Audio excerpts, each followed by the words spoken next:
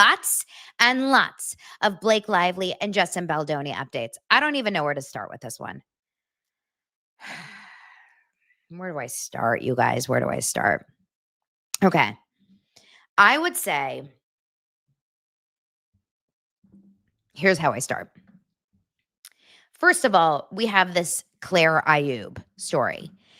This mystery declarant, I can't even talk about this without like laughing. It's such a joke. I mean, truly such a joke. But if you guys don't remember, or if you guys remember, a few weeks ago, there was this whole story about like this mystery declarant was coming out and she was going to, or this person was coming out to talk about, Justin Baldoni verbally abusing them on a set. And who was it? We don't know who it is. And the whole story was about like, who could this be that recorded this conversation with Steve Sarowitz, this mystery declarant that was saying that Justin Baldoni verbally abused them, and they said in the declarant, I'm 18 and I am at least 18 years old and sound mind and this and this and that. I'm just gonna pull this up. So this is. It's a very frustrating story because what happened was it was a big nothing burger. It was a big nothing burger because the story is actually about this woman named Claire Aayub. I could be saying it wrong. It could be Abe, Aayub. I don't know. The amount that this is relevant to the case of It Ends With Us is minuscule, if anything at all. It Ends With Us is here, and Claire's story against Justin Baldoni is here. And people on Blake Lively's side, or I should say Blake Lively and her attorneys, are trying to like find a way to make it work, because the problem is they don't have anything bad on Justin. Justin Baldoni has no bad press. Justin Baldoni has no bad history. Justin Baldoni doesn't have years and years and years of people saying he was a piece of shit. He treated me bad on set. He was a jerk. He was a this. He was a that. The only people that they have that says that about him are, crazy Dr. Wackadoodle, if you know who I'm talking about. And that is those people that are making up these fake slandering lies that he was like essaying people in college. It's not true, because we would have heard from all these women who supposedly got mistreated and essayed. The only person that ever got this kind of one story out was this person, this one person. And here we go. We find out it's this Claire. And who is this Claire? This Claire. Who is she? Claire Aayub is, I'm kind of almost like embarrassed to even like bring this story up, but this is just kind of, and of course this came out on Saturday morning, and someone said, in my group text, like, Donna, my group creator texts about Blake Lively, like, Donna, or did you guys see about Claire Aayub and the mystery declarant? And I'm like, who, what, why, who cares? Because my brain has been so focused on like the world and the real issues in the world. And I'm like, Claire Schmayub, who cares about Claire? That's how I actually feel about Claire.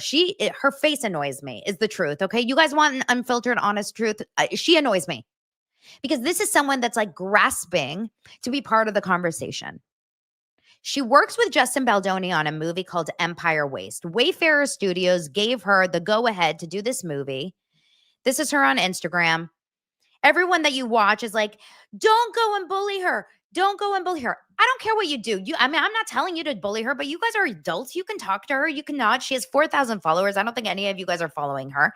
I don't care. I don't know. I don't care. Do it, like, live your life. She is annoying to me because it's desperate. It's thirsty and it's desperate. And it's like, I want to be part of the cool kids with Blake Lively. Blake, Ryan, can you get me in a movie? Can you maybe like be, because Justin Baldoni was once mean to me on a movie that he greenlit for me. Justin Baldoni gave me a chance to direct my first feature film and he was mean to me. Shut up.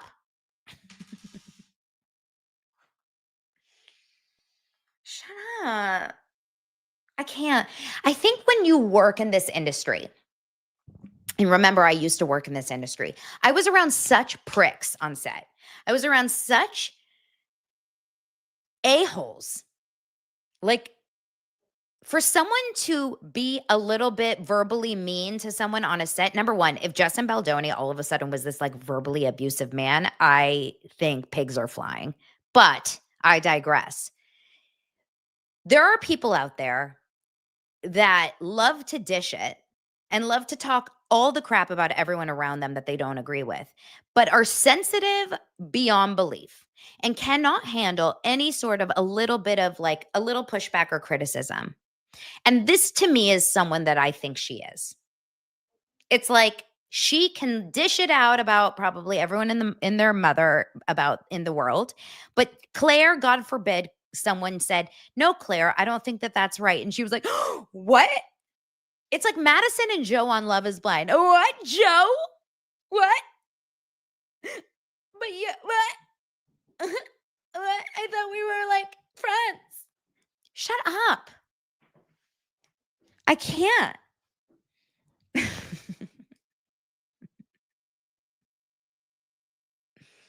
I'm not playing nice today because I'm sick of this.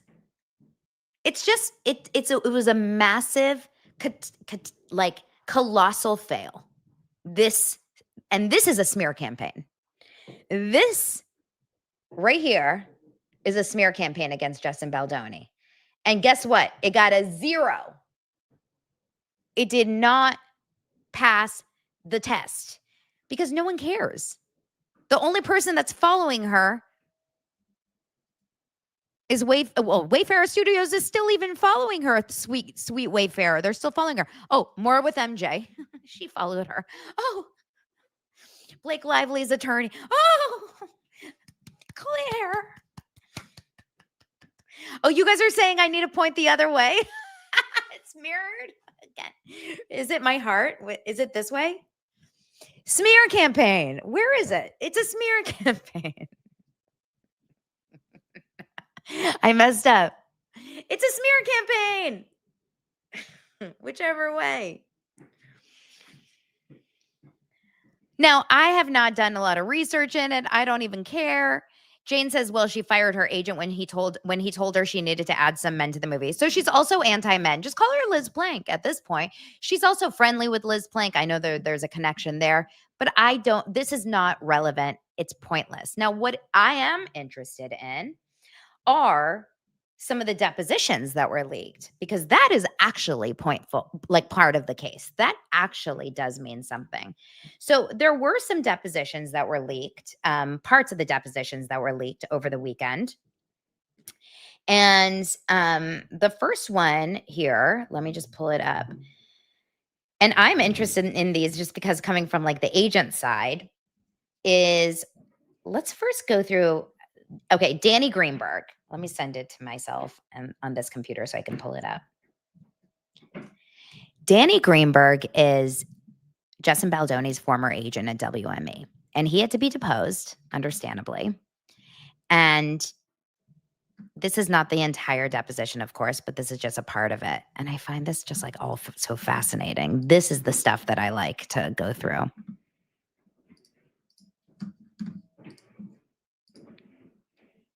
Okay. Hold on. Can you guys see it? Okay. It says it's an uncertified rough draft transcript only.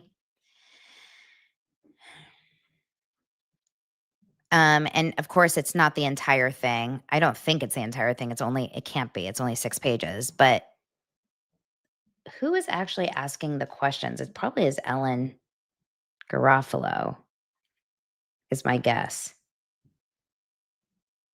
Okay. He says, I was visiting a client, which is what I do when my clients are directing films. The question, by the way, where was the film shot? Let's stick with the first phase of filming, if you know. Because if you guys remember, there was a first phase of filming, and then there was a second phase of filming. So if you guys, between the phases was the strike, and then they had that big meeting where Ryan Reynolds supposedly yelled at him, and then, of course, they came back and everything was fine. Yeah, it's Miss Garofalo, obviously.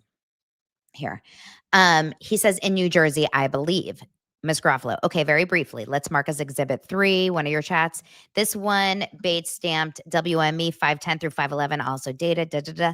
Okay, and in this one, the second dark blue box, about 2/3 of the way down, it's a message from you to Mr. Baldoni, to Mr. Heath, rather. Is that correct? So let's see here. I guess my question is, so what's your question?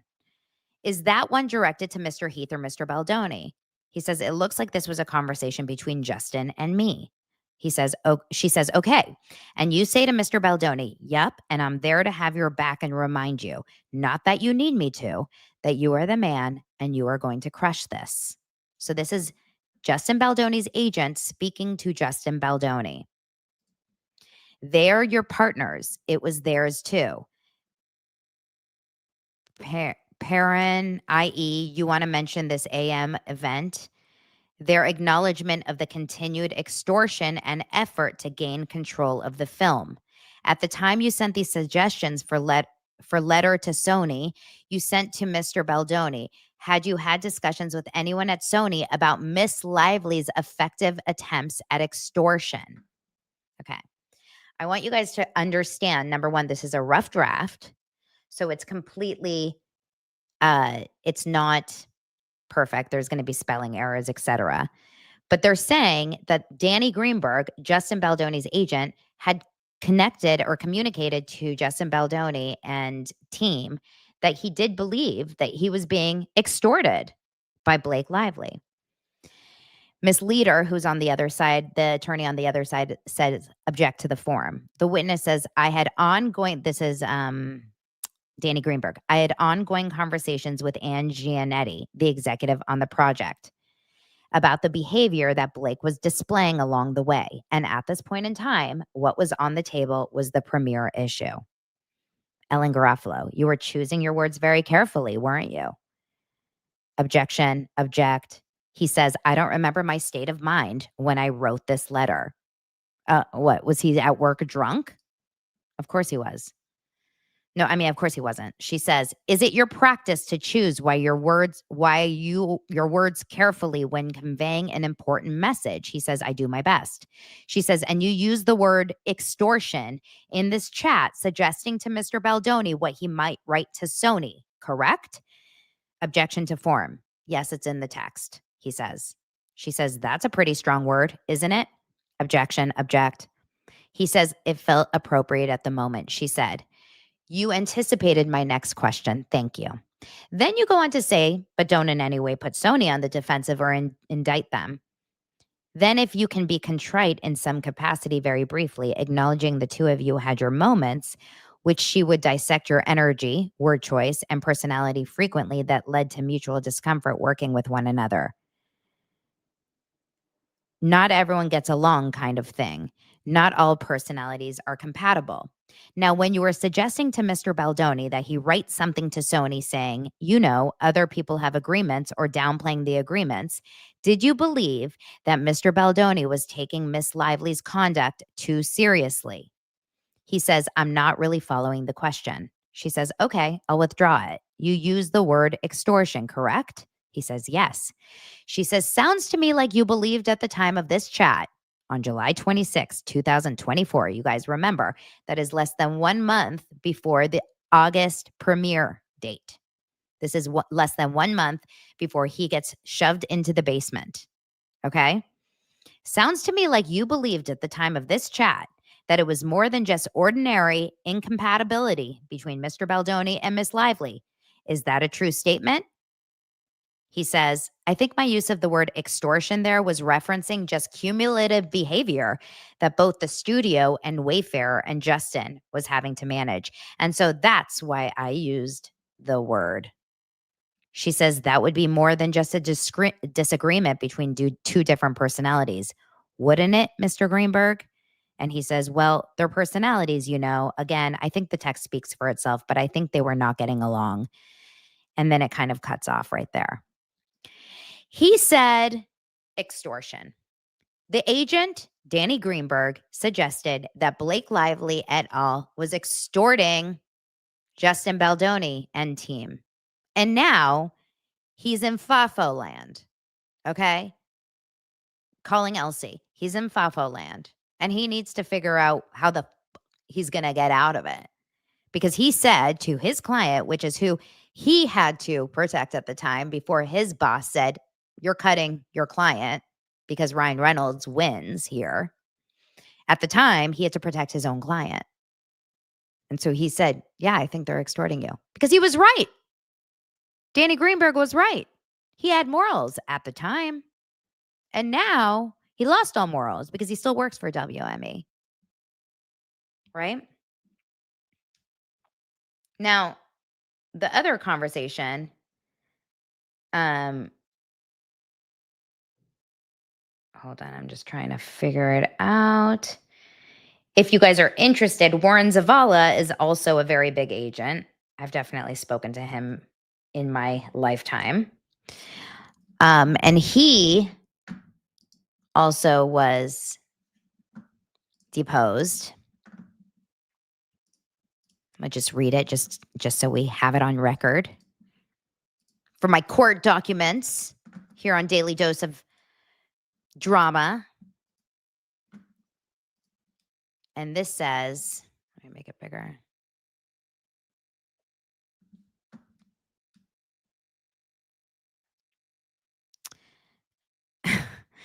The other attorney says, just going to object to the extent it calls for speculation. And Ellen Garofalo goes, okay, we don't do speaking objections, but just objection is sufficient. Can you please read back the question for Mr. Zavala? He says, I don't know. She says, do you know if that December, strike that, do you know whether Miss Lively's written agreement provides for her to have a role in the editing of the movie? He goes, I don't know. I do not. She says, I'm going to jump ahead just a little bit. Do you know where the movie was filmed? Yes. Where? New Jersey. Were you ever on set during filming? I was. How frequently? I went twice, which is one more time than I've ever gone to any set in 24 years. Well, that's rude, by the way. She says, is there a reason? Why did that just seem to, this skips like a ton of pages. The next one, she says, okay, are you aware of any incidents that made Miss Lively uncomfortable during the second phase of filming? So remember, this is after the strike. This is after the big meeting. And this is when they come back to work for the last few weeks of filming. And,